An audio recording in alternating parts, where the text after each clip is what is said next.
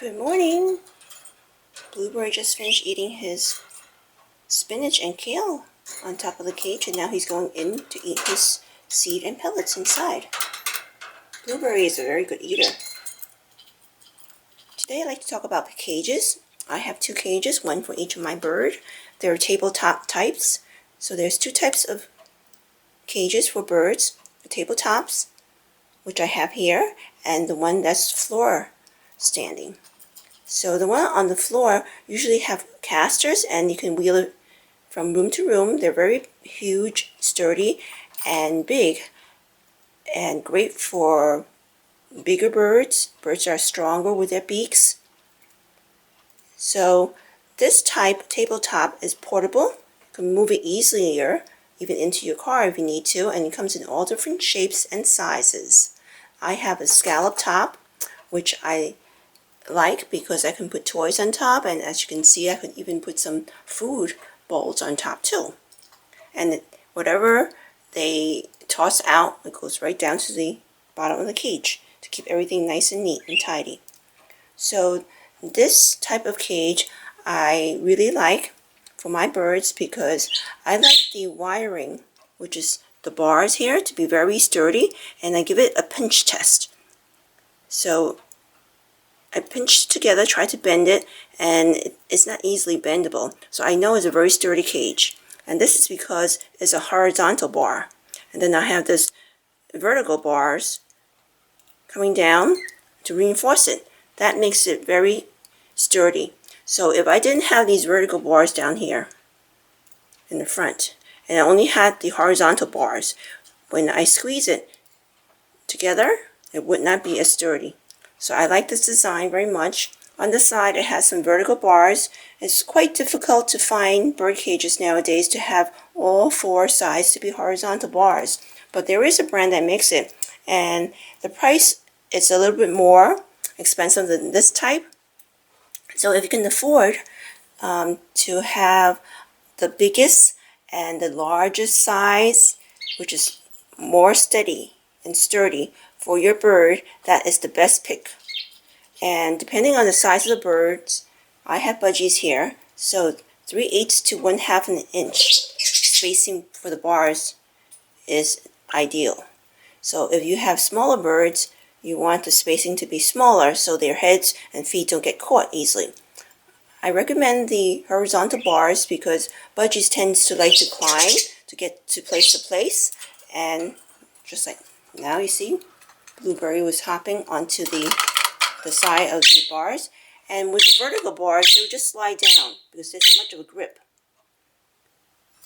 Vertical bars. So with horizontal bars, when they grip it, they can climb easily.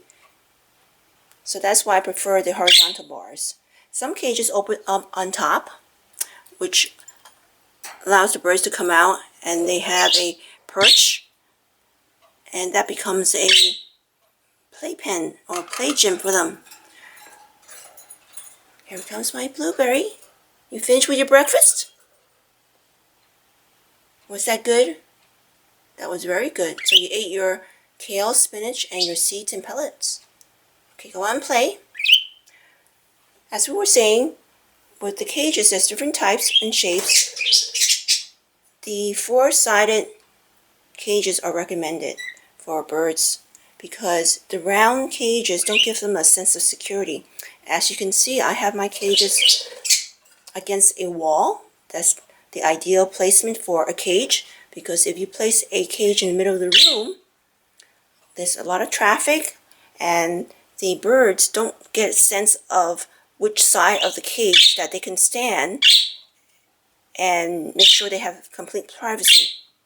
So if you can place it against a wall like this, away from drafts and windows, vents, anything that blows on them, that would be ideal. So away from those areas. Hi, Blueberry. Ooh, what do we have here? We have Mango on his toy. Yes, we got the sun on the toy. This is Mango. He loves to play with his balls. He pushes the balls down the slide, as many have seen in the past videos. So he's ready to play. Back to cages again. So you want your bird to have enough room inside the cage that they can turn around, stretch their wings out, maybe even fly a little bit inside, because not all bird owners have the luxury and can let their birds out like I do. So in that case, you want to select the largest size cage that you can afford and your space allows. Really good breakfast, right? I know I'm going back and forth with the birds and explaining about the cages. Anyway, bird cages have different size doors. This door, it's a medium-sized door, I would say, for a small to medium frame person, because when I stick my arm in to clean, I can reach the back. Larger cages may not be suitable for me because I cannot reach to the back of the cage, and when you train your bird, that's important that you can reach back. Because in the beginning, when you try to train your bird, most of them will go to the back of the corner. They're pretty smart. They know you can't reach back there.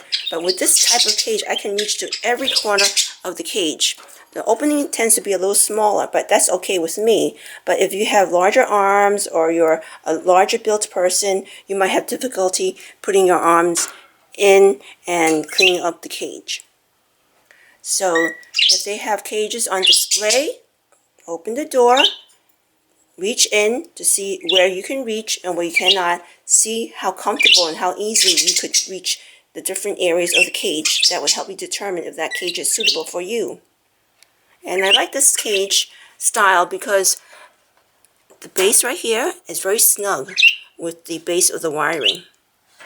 And for those of you who decide to get those big cages with the rolling stands, they have something called powder-coated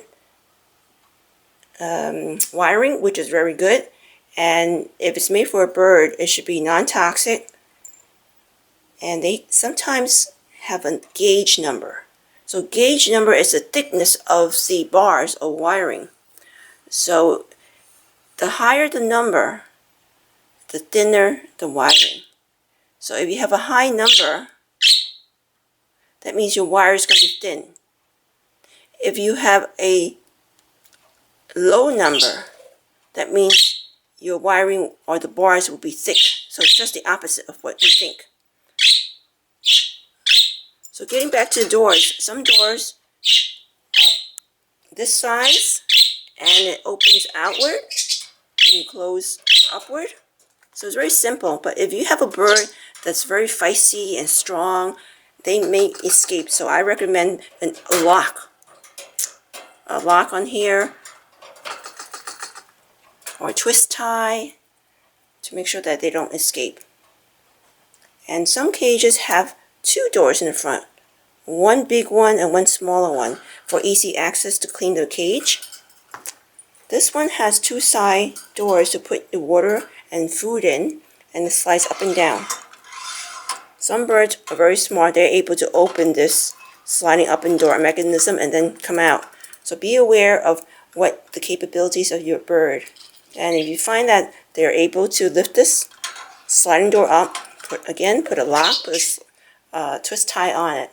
It's a little inconvenient for you, but it's a safety for the bird. Again, if you check the sides of this cage, it's very well made. It's very snugly fit with the bars and the base. And also, the cage, this type, has a sliding tray. So it's easy access to clean the bird. Some cages don't have the sliding tray and you have to take apart the whole cage, which I find a little cumbersome and it's not for me, so it may be for you. And make sure your cage has a grate at the bottom because that prevents the bird from going down and maybe stepping on the poop or eating the poop. My birds are very well behaved and they don't go for any paper, so I find it to line my bottom of the cage with paper towels or napkins, and then I just roll it together and dispose of it because they don't bother the paper or the napkin down there. But if you have birds that like to shred and pick the bottom of the paper, you should not do what I do. Ooh, you're having your second round of breakfast. Very good blueberry. He's a foodie. He eats very healthy. He eats most stuff that I offer him. So it makes it easy when blueberry eats, mangoes follows.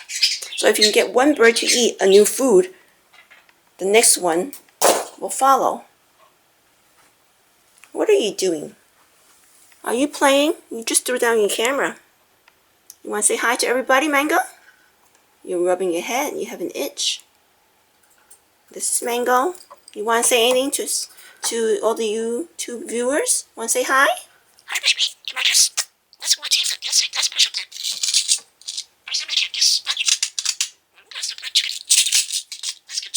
Well, don't turn your back on your viewers. Turn around.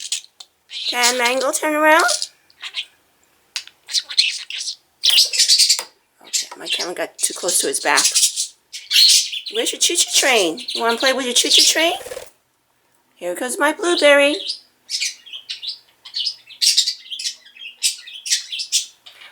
Okay, back to the cage. I'd like to add that we like to spoil our birds with toys, but be aware that we don't want to overload the bird cage because we want them to have room to move around. We don't want them to bump into the toys. In other words, we don't want to clutter the toys. You can buy tons of toys, but maybe on a rotational basis, swap out 2 or 3. So this way, your bird would have new things to play with, and yet their cage is not cluttered. So I hope this helps you select your cage for your bird that's suitable for your environment and your needs. So we'll say, have a great day. This is Mango, and this is Blueberry. Have a great day, everybody. Bye.